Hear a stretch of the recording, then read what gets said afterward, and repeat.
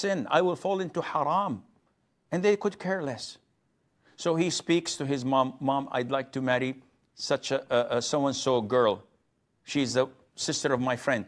And she says no, and she curses him.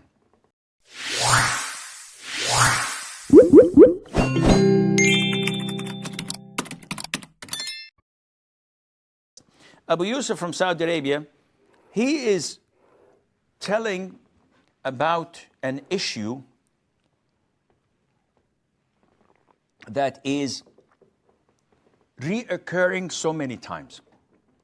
And unfortunately, I get tens, let me rephrase that. I get hundreds of questions a week on such issues. The boy loves a girl, or he doesn't love a girl. The boy is 25 years of age. He's young, he's fit, he's healthy. There's so many temptations out there. And he goes to mom and dad, please help me. I have to get married. And they said, no, it's not yet time for you. Your elder sister is not married yet. Give it a couple of years more, or 3 years maybe, until when you finish 30. And the boy says, this is too much. I will fall into sin. I will fall into haram. And they could care less. So he speaks to his mom, Mom, I'd like to marry such a so-and-so girl. She's the sister of my friend. And she says no, and she curses him. He goes to his father, and he only finds the same treatment. And he curses him. And they all say, we have nothing to do with your marriage. Not only that, if you get married, we will not talk to you. We'll discommunicate with you. We will boycott you. We will not look at you or at your wife or at your children. And we'll curse you day and night.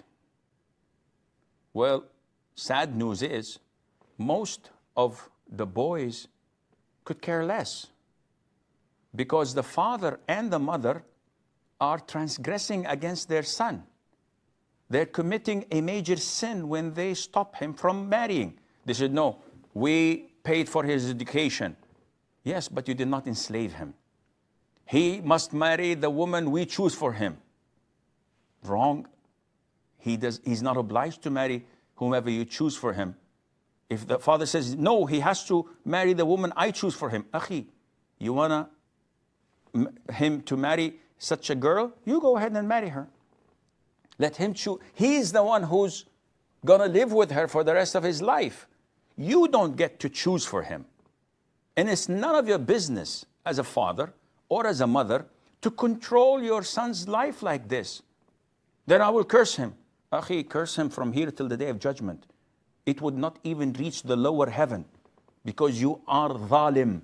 You are committing an act of transgression. It's like saying, I don't like him to drink soft drinks that has cola in it. Only Fanta or 7-Up. It's none of your business.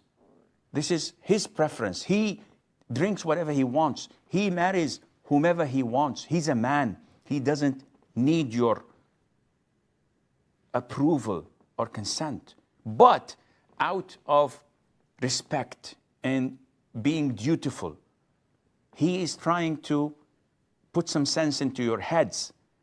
Usually, such parents would not bend. They would continue to be stiff and not willing to compromise till their death. Sad news, but unfortunately, there are parents who are so abusive like this, and even worse. Such parents have horrible life. The mother was treated by her husband in a similar way when she was young. She was enslaved by her in-laws, and now she wants to do the same to her daughter-in-law. She wants someone to be her slave and to cook and clean. This is why she refuses the boy to marry someone of his own choice. And all of this dhulm is reoccurring and born over and over again. Well, these people will be punished on the Day of Judgment. As for you, my friend, you see someone you like, she's righteous, practicing, from a good family, Your parents don't want or don't accept you marrying anyone unless they choose for you. In this case, you are not a renegade. You are not a rebel. You are a human being choosing your spouse that you will live with for the rest of your life. Let them curse, let them say whatever they want. Allah will not hear them. Allah would not look at them for their transgression. Now you be diplomatic. Don't confront them. Don't go head on.